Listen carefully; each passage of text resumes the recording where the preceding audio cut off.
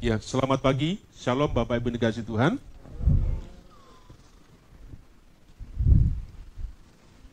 Di minggu pertama bulan Februari, kita akan bersama-sama merenungkan satu bagian firman Tuhan. Saya memberikan sebuah judul, sebuah tema pada pagi hari ini. Pengikut atau murid.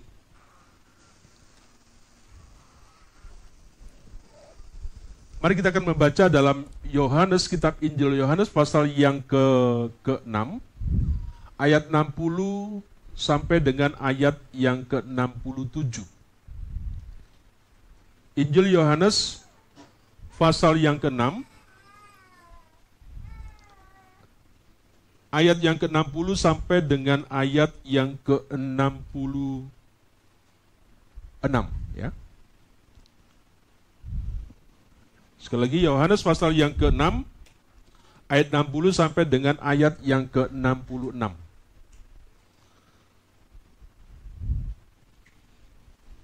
Sudah ketemukan? Mari perhatikan di dalam kitabnya masing-masing, saya akan membacakan untuk kita semua. Murid-murid yang mengundurkan diri di Galilea. Sesudah mendengar semuanya itu, banyak dari murid-murid Yesus yang berkata, perkataan ini keras. Siapakah yang sanggup mendengarkannya? Yesus yang di dalam hatinya tahu bahwa murid-muridnya bersungut-sungut tentang hal itu, berkata kepada mereka, adakah perkataan itu menggoncangkan imanmu? Dan bagaimanakah jikalau kamu melihat Anak Manusia naik ke tempat di mana ia sebelumnya berada? Rohlah yang memberi hidup. Daging sama sekali tidak berguna. Perkataan-perkataan yang kukatakan kepadamu adalah roh dan hidup. Tetapi di antaramu ada yang tidak percaya. Sebab Yesus tahu dari semula siapa yang tidak percaya dan siapa yang akan menyerahkan dia. Lalu ia berkata, sebab itu telah kukatakan kepadamu, tidak ada seorang pun dapat datang kepadaku kalau Bapa tidak mengaruniakan kepadanya. Mulai dari waktu itu, banyak murid-muridnya mengundurkan diri dan tidak lagi mengikuti dia. Bapak Ibu Saudara yang dikasihi Tuhan,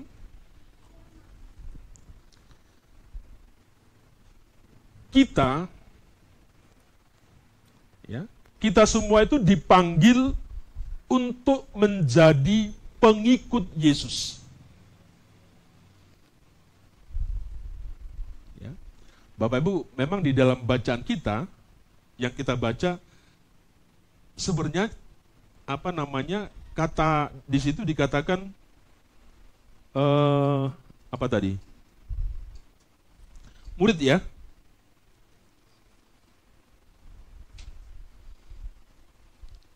Banyak dari murid-murid Yesus, ya, itu ada kata murid-murid, ya. Nah, kalau dalam terjemahan Alkitab bahasa Indonesia masa kini, Bapak Ibu, maka yang dikatakan murid-murid di situ adalah pengikut, ya. Tetapi dalam terjemahan dikatakan murid-murid. Kok ada murid-murid yang mundurkan diri? Tetapi maksudnya, Bapak Ibu, murid-murid yang dimaksudkan di sini adalah pengikut, ya. Makanya saya katakan pengikut atau murid. Nah, seperti dikatakan Bapak Ibu, semua kita ini dipanggil untuk menjadi pengikut Yesus. Namun, untuk menjadi pengikut Yesus yang sesungguhnya, yang sejati, bukanlah sesuatu yang mudah. Ya. Banyak orang mungkin berkata bahwa mereka percaya kepada Yesus. Tetapi sayangnya, bisa jadi sedikit yang benar-benar memahami apa artinya menjadi murid Yesus.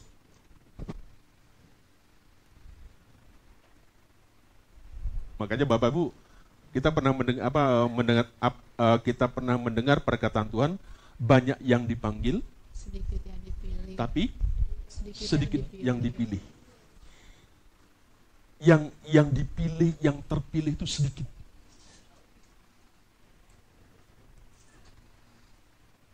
Jadi gak gampang memang. Ya. Nah, kalau boleh saya bertanya Bapak Ibu, apakah kita ini hanya sekedar pengikut atau murid Yesus? Hah? Pak, belum jelas, saya belum bisa jawab. Nanti saya jelaskan. Nanti Bapak Ibu kira-kira Bapak Ibu renungkan, pahami, pikirkan, kira-kira saya di posisi yang mana? Ya?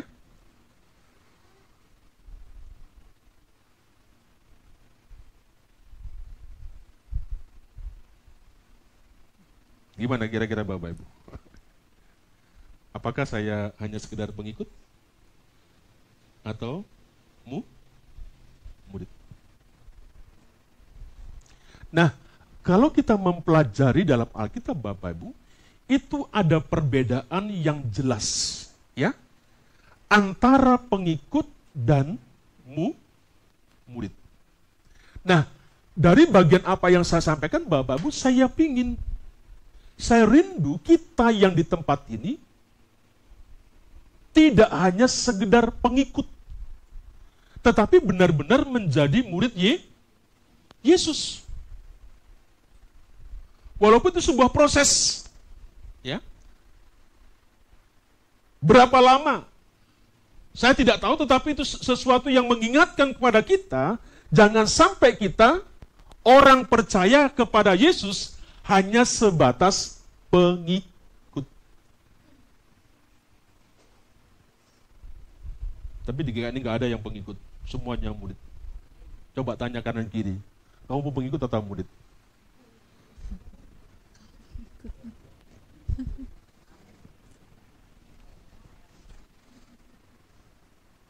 Ya, jadi Bapak Ibu, banyak yang mengikut Yesus, tetapi hanya sedikit yang benar-benar menjadi muridnya. Dan saya ingin menjelaskan, saya ingin membagikan tentang pemahaman tentang antara pengikut dan murid.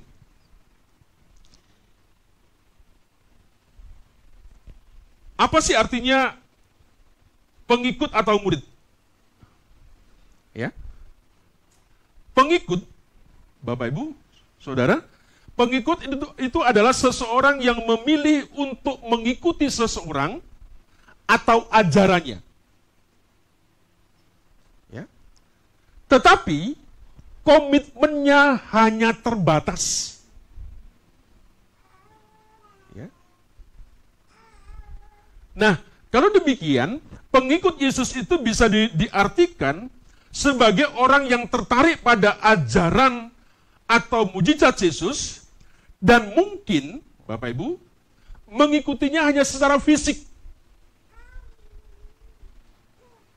Firman Tuhan pada minggu yang lalu dikatakan, ada orang Kristen yang ibadahnya hanya dikatakan yang lahiriah.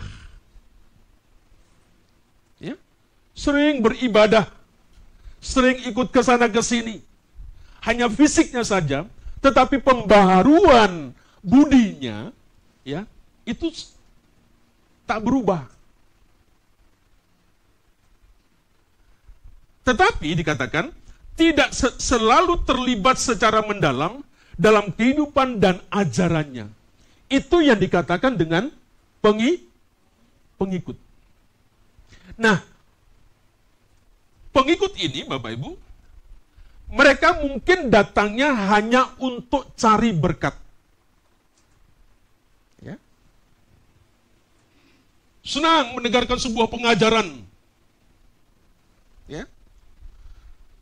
Mungkin senang dengan mujizat. Tapi sayangnya, tipe yang seperti ini belum siap untuk menyerahkan hidupnya mereka sepenuhnya kepada Yesus. Sehingga apa? Anggut-anggutan, mut-mutan. Ya.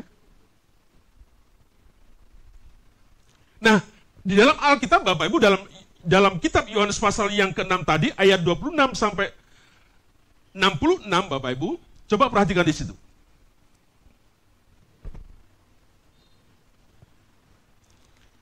Ayat Yohanes 6 ayat 26 sampai ayat 66, ya. Yohanes pasal yang ke-6 ayat yang ke-26 sampai 66. Nanti Bapak Ibu baca sendiri di sana ya. Saya tidak akan membacakan, tetapi akan saya mengutip. Ya. 26 perhatikan. Yesus menjawab mereka, "Aku berkata kepadamu, sesungguhnya kamu mencari aku, bukan karena kamu melihat tanda-tanda, melainkan karena kamu telah makan roti itu, dan kamu kenyang." Ya, Bapak Ibu, ada banyak sebenarnya kalau kita memperhatikan, meneliti daripada bagian firman Tuhan ini, Bapak Ibu, ya, ada banyak motivasi, ya, motivasinya bermacam-macam. Ini pengikut.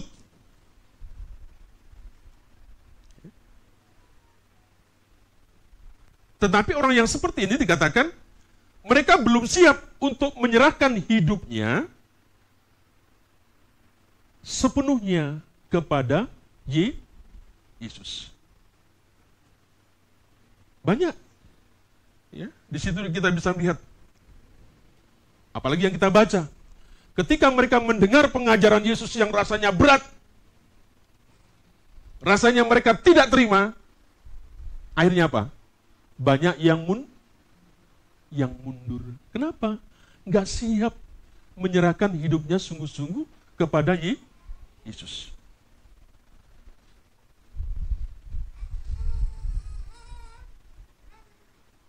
Bahkan di ayat yang ke-66 Bapak Ibu, itu lebih jelas lagi. Ya, dikatakan ayat yang ke-66. Mulai daripada waktu itu banyak murid-muridnya, banyak pengikutnya, ya, mengundurkan diri dan tidak lagi mengikuti dia. Ya. Kenapa? Ya memang nggak siap. Hanya senangnya begitu saja. Ketika dia mendengarkan sesuatu yang ditantang sama Tuhan, pingin ke depan, luar biasa.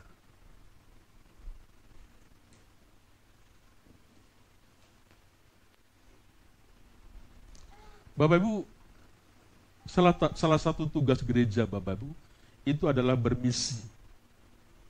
Ya. Bermisi, melipat gandakan, mencari jiwa. Orang yang pengikut gak suka seperti ini. Pak Pendeta, ini cari kerjaan saja kita. Capek Pak Pendeta. Iya memang capek. Tapi sebagai murid Yesus yang sesungguhnya, ini harus dikerjakan.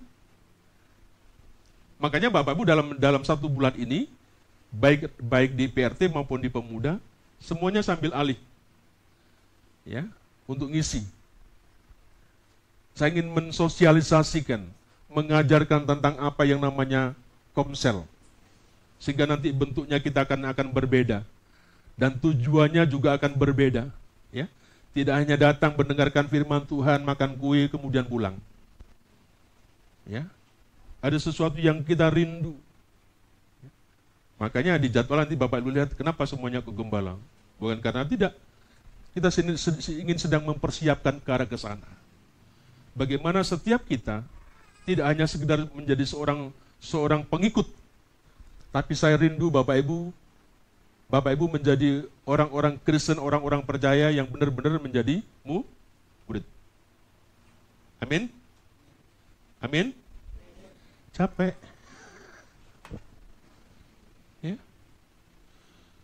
Kalau kita tidak paham, tidak ngerti Bapak Ibu, sehingga ini menjadi seperti yang saya katakan pada waktu lalu di hari di Rabu, Bapak Ibu, sepertinya gereja ini hanya miliknya seseorang, bukan milik bersama.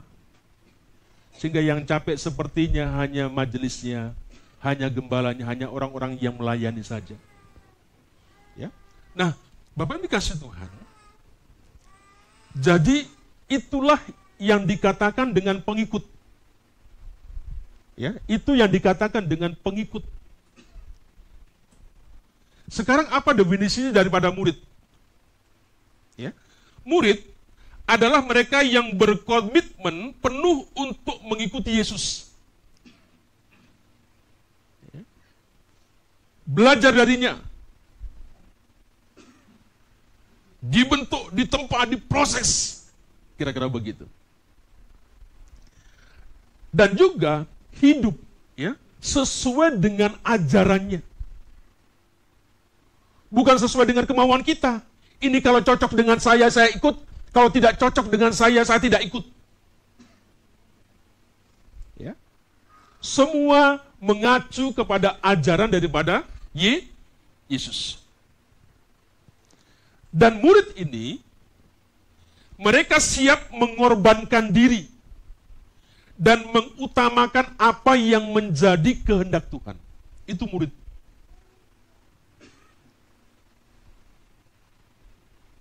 Ya. Siap mengorbankan diri. Siap mengutamakan apa yang menjadi kehendaknya Tuhan. Contoh Bapak Ibu dalam Alkitab, kalau Bapak Ibu perhatikan dalam Matius pasal yang ke-6, Matius yang ke-4, coba sedikit Bapak Ibu lihat ya. Matius pasal yang ke-4, ayat yang ke-19 sampai 20. Matius 4, 19-20. Ini contoh para rasul khususnya Petrus yang meskipun menghadapi tantangan, dia tetap berkomitmen mengikuti Yesus. Perhatikan. Ayat 19 dan ayat 20. Yesus berkata kepada mereka, ya, mari ikutlah aku, dan kamu akan kujadikan penjala manusia. Lalu mereka pun segera meninggalkan jalannya dan mengikut dia. Ya. Dia berkata kepada mereka, mari ikutlah aku, kamu akan kujadikan penjala manusia. Bagaimana respon mereka? Lalu mereka pun segera ya meninggalkan jalannya dan mengikut Yesus. Walaupun tantangan banyak Bapak Ibu, ya, kesukaran banyak, kesulitan banyak, hambatan mungkin banyak. Ya.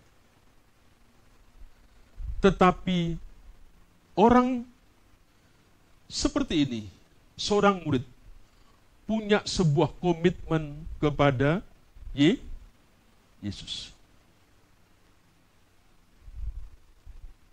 Contoh lagi, kembali kepada Yohanes pasal yang ke-6 Bapak Ibu. Ya. Yohanes pasal yang ke-6 ayat yang ke-67 dan ayat yang ke-69 sampai 69. Pengakuan Petrus 67 sampai 69, pasal yang ke-6. Maka kata Yesus kepada ke-12 muridnya, apakah kamu tidak mau pergi juga? Ya. Saya berkata majelis, apakah nggak ikut pergi juga? Kira-kira begitu. Apakah kamu tidak mau pergi juga?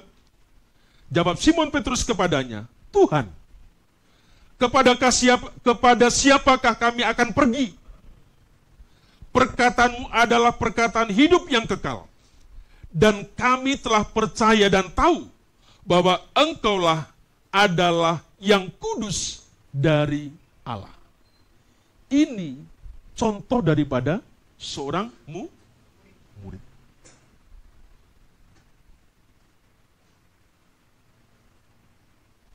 Bapak Ibu, banyak kalau kita melihat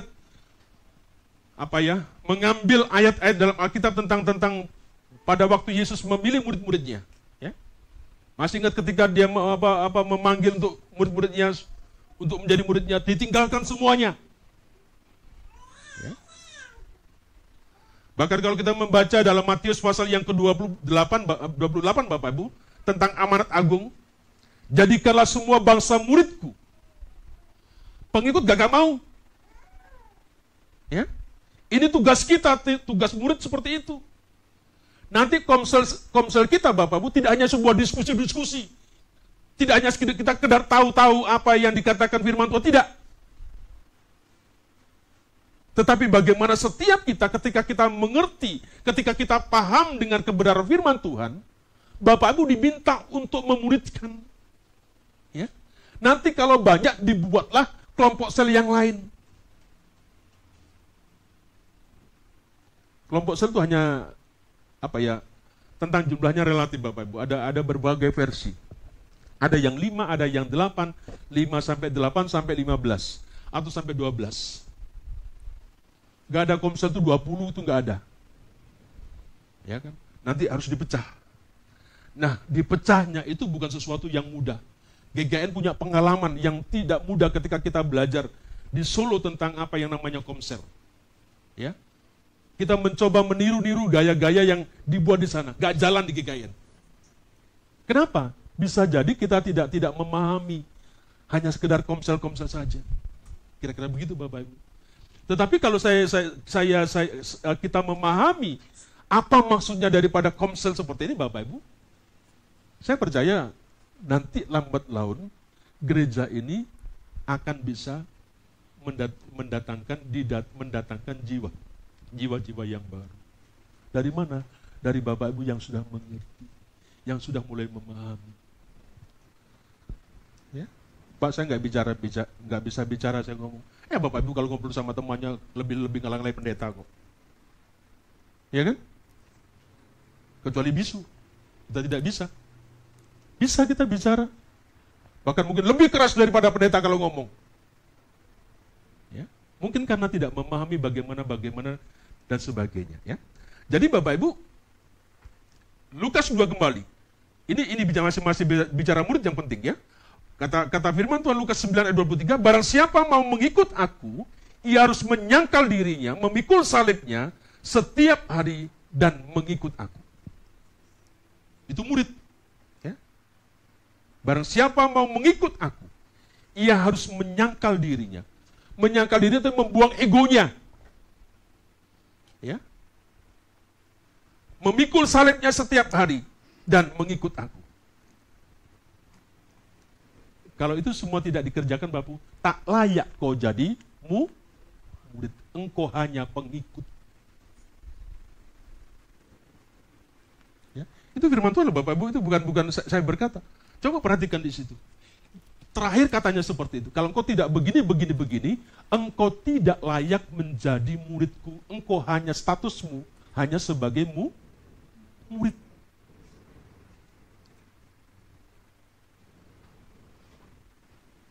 Paham Bapak Ibu? Amin? Amin? Ya. Saya sebenarnya sudah buat PowerPoint Bapak Ibu, tapi nggak lengkap. Ya. Supaya Bapak bisa dengan mudah, tidak hanya bentuk seperti ini, Bapak Ibu mudah, apa sih kira-kira seperti itu? Ya. Apa sih kira-kira bedanya pengikut dan murid seperti itu? Dari aspek komitmen, ya. Pengikut itu tidak sepenuh hati, ya, nggak sepenuh hati ikut. Ya. Kalau murid, komitmennya penuh. Ya. Motivasinya apa? Kalau pengikut, banyak macam-macam. Kalau murid, tidak hanya satu. Ya. Pengorbanannya, bagaimana pengorbanannya? Ya. Pengikut, tidak selalu bersedia berkorban. Kalau murid bagaimana? Siap menyangkal diri. Siap memikul salib. Artinya apa? Dia mau. Yang penting Yesus senang. Bagaimana dengan pelayanannya? Kalau pengikut tidak terlibat aktif, ya, yang penting dia hanya datang seperti itu. Tapi murid terlibat dalam pelayanan dan misi. Ya. Bagaimana kasih kepada sesama? Tidak selalu nyata itu pengikut. Ya. Nanti datang ke orang sakit, datang lagi, duit lagi keluar. Ya. Dan sebagainya. Kalau murid, kasihnya yang tulus sebagai tanda murid yang sejati. Bagaimana dengan transformasi hidupnya? Pengikut belum ada. Tak nampak. Walaupun sudah lama sekian menjadi orang Kristen. Tak nampak perubahannya. Kenapa? Karena dia pengikut. Tetapi murid itu diubahkan oleh firman dan oleh Roh Kudus. Mendengar firman Tuhan. Ada sesuatu yang tidak baik dalam kehidupannya. Tuhan ingatkan kehidupannya. Saya harus begini. Ya. Bagaimana dengan misinya? Pengikut pasif. Pengikut tidak punya visi. Ya. Tidak punya misi. Pasif. Tetapi murid itu melipat gandakan murid yang lain. Jadi Bapak Ibu, dari semua yang saya jelaskan, pengikut itu tidak selalu siap berkorban, ya. Mengikuti karena tertarik, ya. Atau ada sebuah manfaat pribadi. Kenapa? Karena ada sesuatu kepentingan, makanya saya ikut seperti itu. Ya. Murid berkomitmen penuh, siap mengikuti Yesus tanpa syarat, hidup diubah, ya, oleh ajaran daripada Yesus. Siap, apapun yang dikatakan firman Tuhan, siapapun yang berbicara di mimbar ini, di media sosial, siap aku untuk ditegur, siap aku untuk dikoreksi. Ini murid. Tidak boleh berkata, pendetanya sudah mulai menyinggung saya. Ya kan? Ya wajar, kenapa? Dialah pengikut. Ya, diingatkan sama saudaranya, ngambek. Kenapa? Ya kategorinya pengikut. Tapi murid, siap. Kamu ngomong apa? Siap. Ya? Seperti yang saya katakan kepada anak-anak sekolah minggu. Kalau mamamu, bapakmu lagi marah-marah sama kamu, jangan berkata yang macam-macam. Katakan terima kasih. Aku senang. Mamaku marah. Bapak-bapakku marah. Itu murid seperti itu. Nah, masalahnya apa saya? Dan tidak seperti itu. Kenapa? Siapa tahu Tuhan pakai siapa saja untuk mengingatkan kita, ya, untuk memproses kita, untuk membentuk kita. Kita menjadi pribadi-pribadi seperti yang apa yang Tuhan rindu seperti itu.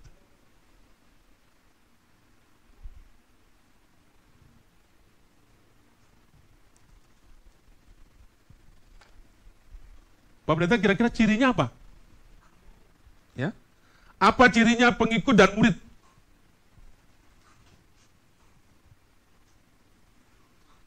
Pengikut mengikuti dari jarak jauh, mungkin hanya saat nyaman. Seperti yang katakan tadi, ciri yang kedua, mencari keuntungan pribadi atau berkat sementara. Bapak Ibu, tipe-tipe seperti ini berkeliaran di tengah-tengah sebuah kebersamaan di gereja, di persekutuan, ada orang tipe-tipe seperti itu. Kok bisa Pak Pendeta? Yang memang dia pengikut. Ada proyek di situ. Ada sesuatu yang didapatkan di situ. Wajar. Kenapa? Karena dia pengikut.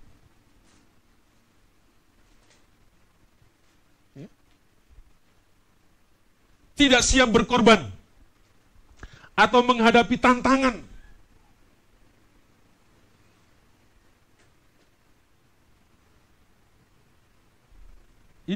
Pengikut ya begitu. Contoh yang lain, mudah mundur ketika ada kesulitan.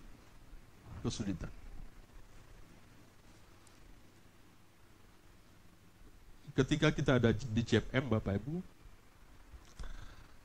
aduh, rasanya susah. Ya, kadang-kadang pingin mundur rasanya. Ya. Kenapa? Karena saya tidak bisa memahami sebuah keadaan di sana. Ya.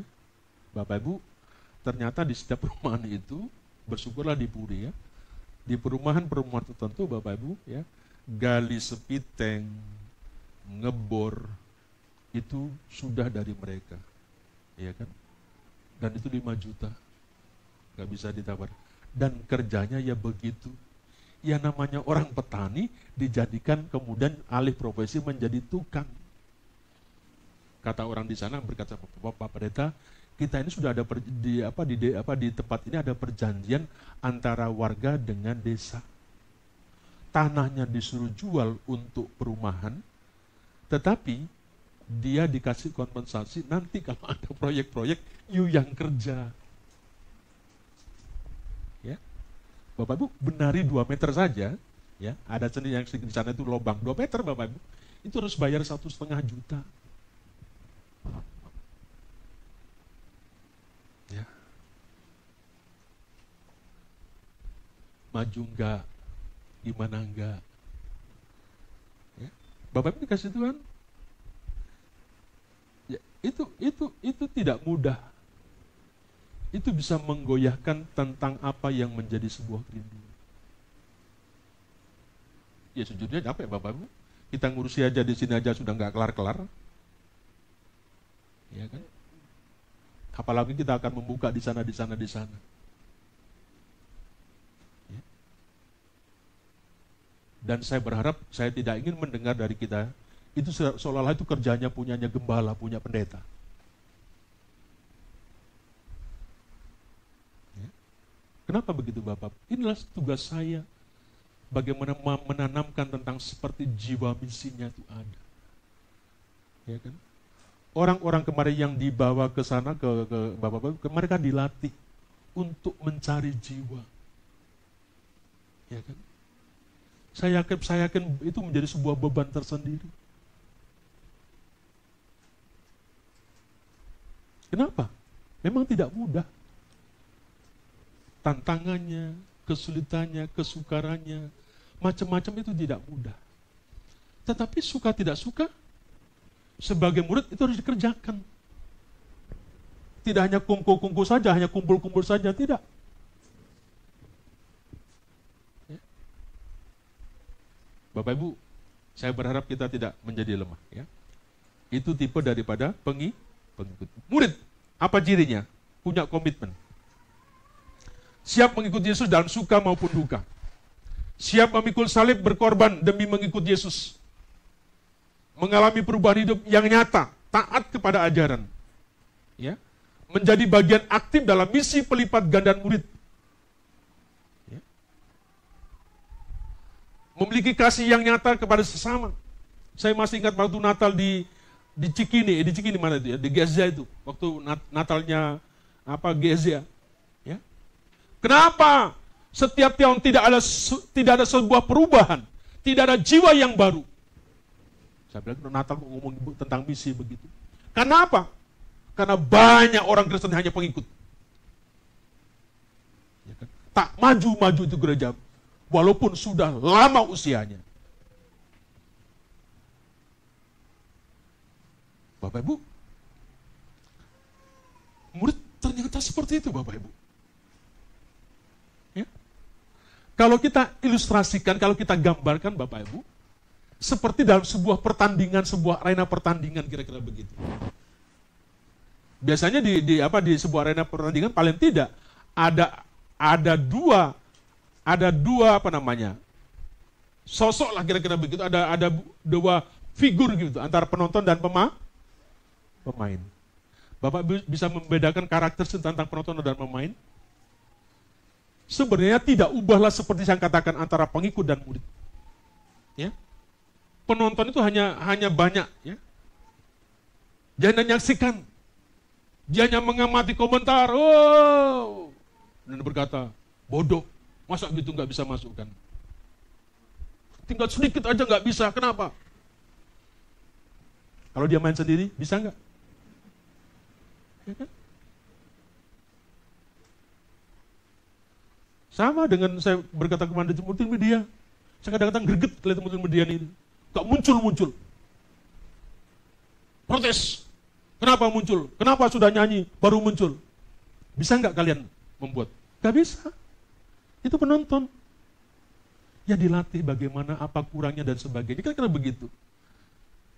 Bedakan dengan pemain, bertanggung jawab, pusing.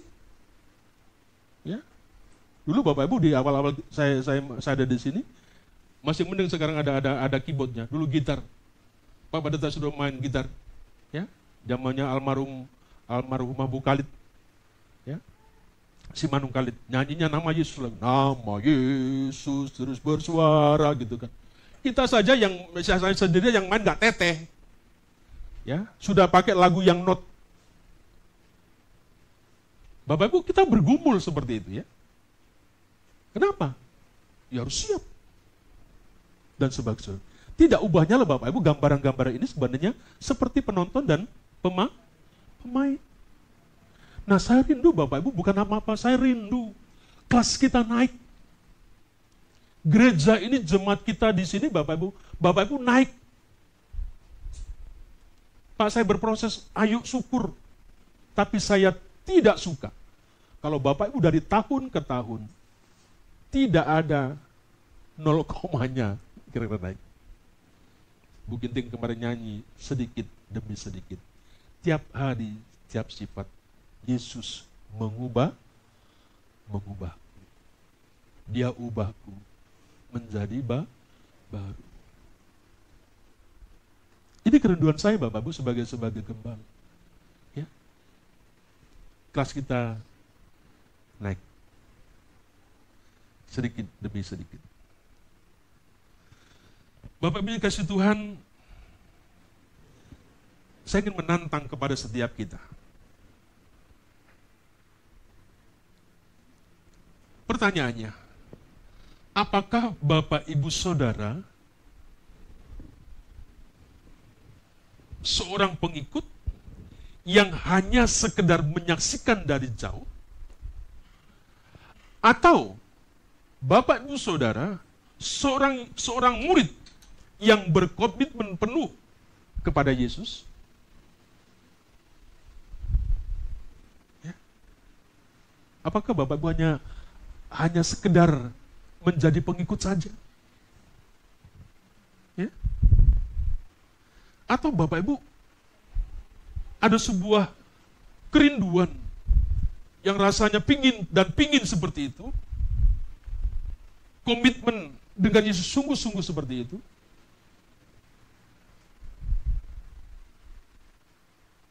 Mari Bapak Ibu yang dikasih Tuhan, dengan apa yang saya jelaskan tadi, menurut Bapak Ibu kira-kira posisimu di mana?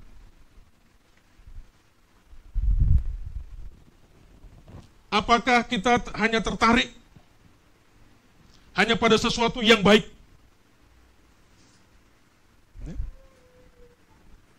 Apakah Bapak Ibu sudah siap mengikut Yesus dengan sepenuh hati?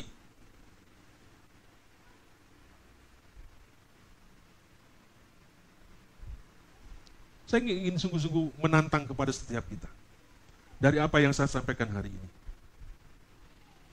Dan tentunya saya sungguh rindu Bapak Ibu memposisikan, menjadikan dirimu menjadi seorang murid. Apa kira-kira Pak langkah-langkahnya supaya kita bisa menjadi murid? Ada saran yang praktis Bapak Ibu. Serahkan hidupnya sepenuhnya kepada Yesus. Ya. Kenapa 1 bulan Bapak saya mendasari banyak hal tentang kita? Ya. Supaya apa? Dalam perjalanan kita tidak menjadi lemah. Mungkin kalau terjadi sesuatu dalam kehidupanmu yang sepertinya musim kehidupanmu mungkin rasanya sudah mulai begini, jangan lupa tentang kasih setia Tuhan. Kalau nanti Pak Pendeta mengajak begini, lihat tentang dasar-dasar yang kemarin kita ajarkan. Ya. Bapak Ibu, serahkan hidupmu sepenuhnya kepada Yesus. Firman Tuhan mengatakan, kita harus mengutamakan kehendak-Nya. Bu Pendeta sudah panjang lebar 1 jam lebih, Bu Pendeta cerita begitu. Ya, tentang bagaimana kita mengutamakan Tuhan. Tidak usah takut dengan yang lain. Tidak usah takut dengan intrik-intrik permainan daripada banyak hal, tidak usah takut. Kita belajar sungguh-sungguh mengutamakan Tuhan. Ya, mencari kerajaannya, kata firman Tuhan. Maka semuanya itu akan ditambahkan, itu akan menjadi sebuah bonus yang diberikan kepada setiap kita. Mari saya ingin mengajak kepada kita juga, mari kita merenungkan firman Tuhan setiap hari. Ya, renungkan firman Tuhan setiap hari. Ya. Kemudian hidupi apa yang Bapak Ibu renungkan. Saya pikir semuanya bisa. Saya pikir semuanya bisa mencari. Ya, kalau dalam beberapa hari Bapak Ibu saya merenungkan, saya akan coba lebih dalam menggali tentang ono dan itu. Ternyata banyak hal saya mendapatkan mulai mengerti. Saya belajar tentang kasusnya Musa naik ke gunung Sinai. Ternyata orang yang memiliki kedekatan dengan Tuhan itu memiliki sebuah ketaatan dan penundukan diri. Saya tidak bisa membayangkan kalau kita bicara di sana lebih dalam, bahwa 40 malam dia tidak makan, tidak minum, dan tidak mandi.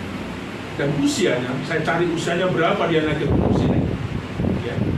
Saya gendong Samuel aja kalau dia sudah ke kamar mandi, sudah pulang lagi, sudah bengek. Ya. Ini ke gunung Sinai, saya nggak tahu berapa tingginya gunung Sinai. Tapi yang saya pasti tidak ada gunung itu datang. Ya. Samosir saya lihat begini-begini. Ya. Nggak ada yang rendah. Semuanya tinggi. Usianya diperkirakan berapa? Memang tidak ada sebuah kepastian. Sekitar antara 80 sampai 81. 80 dia Musa memimpin keluar dari Mesir. 81 kira-kira dia naik ke atas gunung. Bapak Ibu, 61 naik ke atas gunung. Tiada muda yang punya duit, berkati Tuhan sukses, pergilah gunung Sinai. Pak Pendeta ceritain gunung Sinai dari kami. Berapa tingginya seperti itu? 81 itu bisa masih opung-opung naik ke gunung. Dan 40 hari, 40 malam di gunung itu dia tampakkan takdirnya. Bapak Ibu, mari kita merenungkan firman Tuhan. Jangan sepelekan firman Tuhan. Biarlah supaya tidak ada sebuah kekosongan dalam kehidupan kita, dalam kita menjalankan kehidupan ini. Supaya apa? Yaitu tadi status kita itu tidak lagi menjadi pengikut, kita menjadi murid. Mari kita menjalani kehidupan yang berubah.